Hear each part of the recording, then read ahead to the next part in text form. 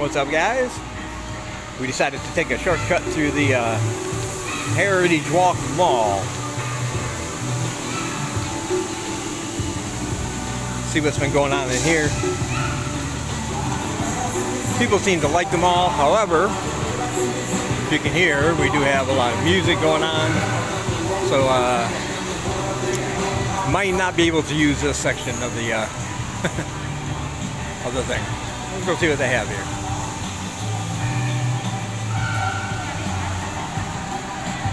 There you go. This is a good deal. My favorite beer, Anchor. Only $9.60 if you buy a case. So that saves you some money. Normally 50 cents a can. So you save a few bucks that way. Ooh, nice looking coffee, I think. Is that coffee? Yeah. Coffee. Coffee stuff.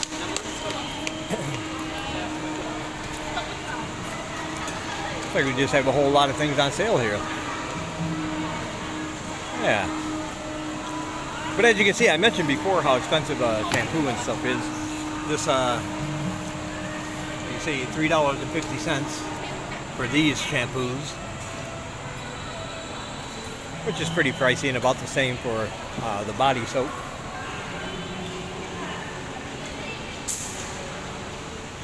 And over there we have the Looky supermarkets. Right over here. There it is. A big grocery store inside the mall here. And then of course you have to be careful on these steps, especially if you're wearing flip-flops. I am not right now. But if you're coming in here because it's raining and you're in an old pair of flip-flops with hardly any traction like mine, those stairs can be dangerous.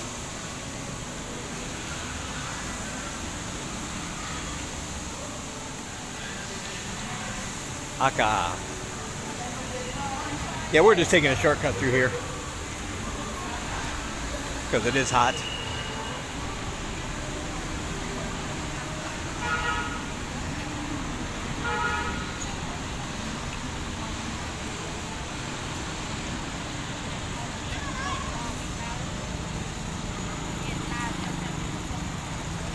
Somebody asked, again, another cost of living question.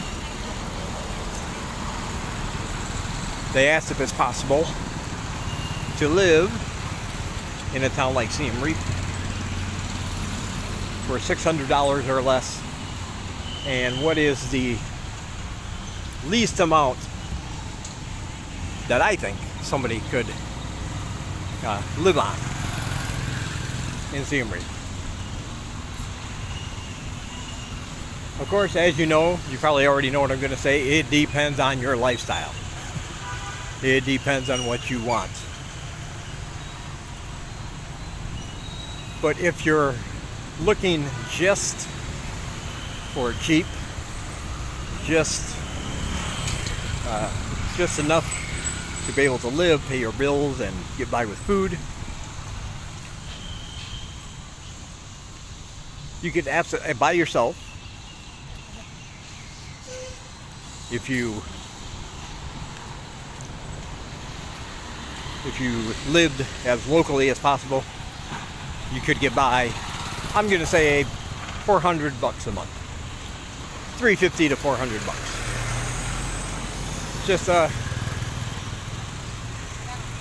you won't get a fancy apartment. You might get one with no aircon. You might just get a room with a fan. Might not be nothing fancy. But you can find those for, $50 or $60 a month. Without an aircon, of course, your electric bill will be greatly reduced.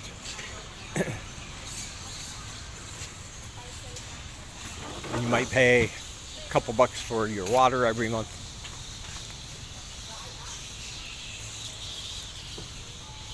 And all that good stuff. So let's just say you found one for $60. Let's just say your internet and your electric and your water was an extra 40 or 50 a month, let's go with 50 just to be safe, then you'd be looking at $110 a month for your rent and your bills.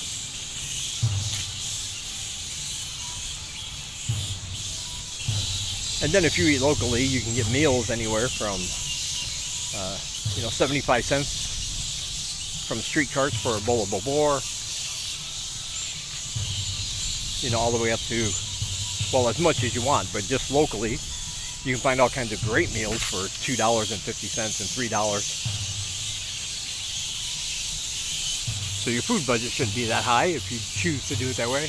Look at all them bats.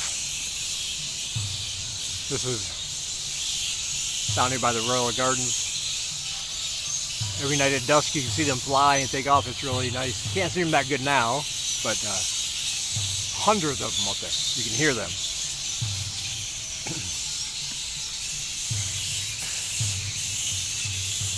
Yeah, pretty awesome.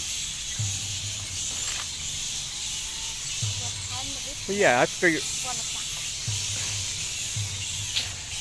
figure living as locally as possible. 200 for food, like I said, 100 to 110, 120 for your rent and bills.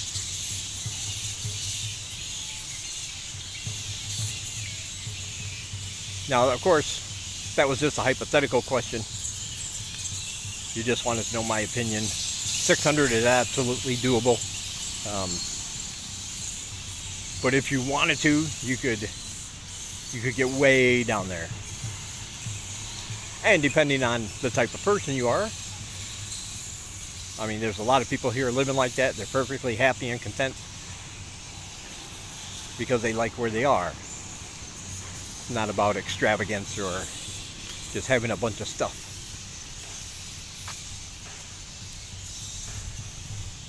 Matter of fact, there's so much more to do here than just go out to Angkor Wat and head down to Pub Street. In fact, the ministry is rolling out a new tourism phase for 2021 and 2022. They're going to do it in stages. Right now, Siem Reap is mainly known as a tourist destination, but they want it to be like an all-around destination. They want something that people will want to come back for. And so here and in town and in the surrounding areas, they're going to be promoting all their ecotourism, hiking, trips to Kulin Mountain for the waterfalls, different things you might not know exist, because when people think of Siem Reap, they think of temples, they think of Angkor Wat. So people come here for a couple days, they do the temple tour, they think they've seen what the town has to offer, and some might never come back. So they're coming up with a plan to remedy that and really push the other sectors of tourism around town, and that's a very good thing. I like that idea. I'm glad I read that article. I think you'd be surprised at how much more Siem Reap has to offer. And I'm glad to see that those things are finally getting their fair due. But like I said, Cambodia wants people to come back to Siem Reap, not just come once. And so they're promoting all the other stuff to get people to do that. Also, in case you haven't read the news, Siem Reap is the first province, I believe, to outlaw and ban the dog meat trade. So they're shutting down restaurants and taking down signs that advertise dog meat. That just went into effect a few days ago. And already, hello. And already some of the signs are down, some of the restaurants are closed. So again, another step in the right direction. And they're also talking about a massive clean city initiative as part of that whole tourism package. So that could mean in the future we're going to have more access to garbage cans and things. You won't see as much trash on the streets or laying around. Perhaps even the city will start to subsidize some of the trash collection instead of just keeping it private. And that will help make things prettier, more attractive to people when they come here. So there's a lot of good things happening in the Reap. And I'm looking forward to see how they all turn out.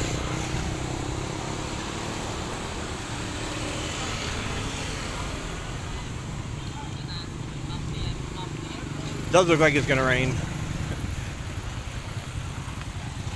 It just got dark all of a sudden.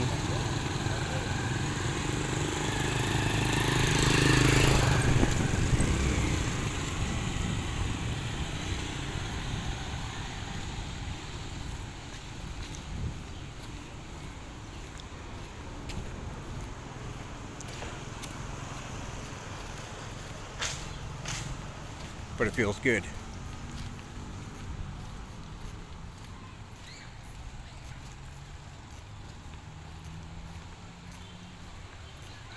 All right, I'll talk to you guys later.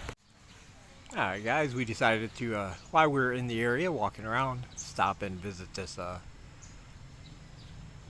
temple grounds. This is like near the back end here. The main part of the temple is over that way.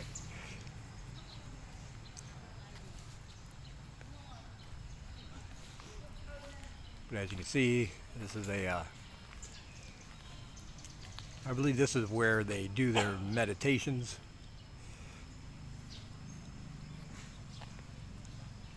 Or else it's some kind of learning center. I'm not really sure which, to be honest.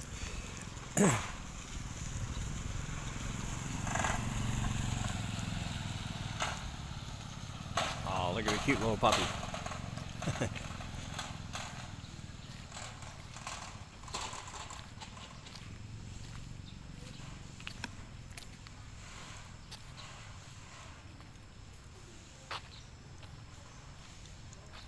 Looks like this is the older temple.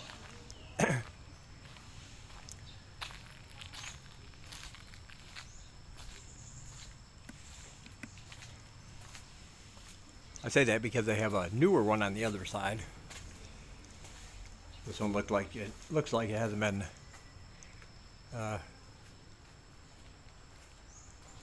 renovated or anything in a while.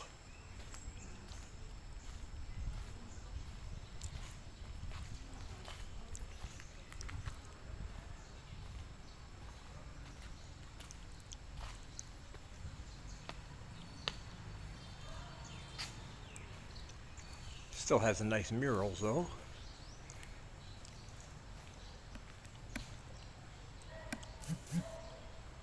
There and there.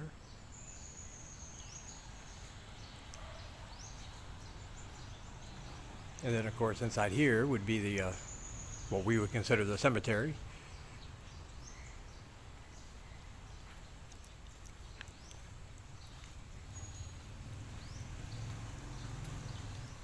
Over there are some classrooms, little housing area over there. And then on the other side is the main part of the complex, the main part of the temple grounds.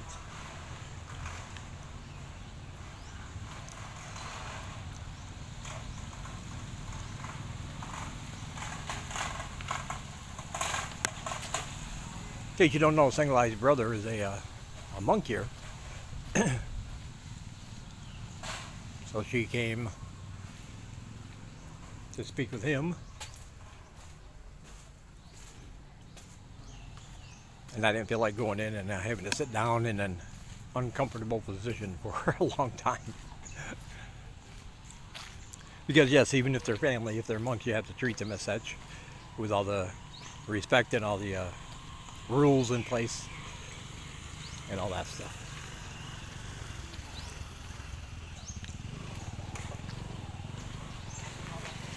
Yeah, talk to you guys later.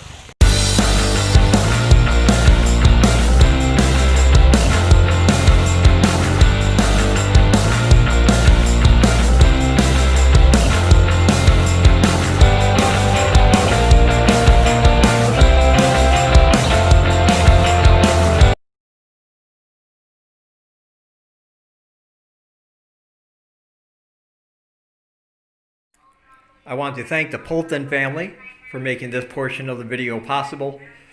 While we're out and about, what we do is we find people in need, kids that are hungry, and we feed them when we can, and when we can't, as you see here, we just give them some cash and they can go purchase whatever they want if there's no nearby restaurants that are open.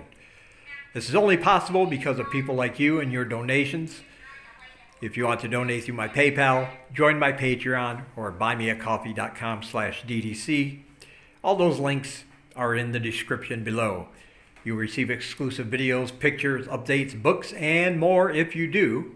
And of course, you'll be helping those who can't help themselves right now. I want to thank all my supporters. It's very, very much appreciated. And I'll talk to you guys in the next one.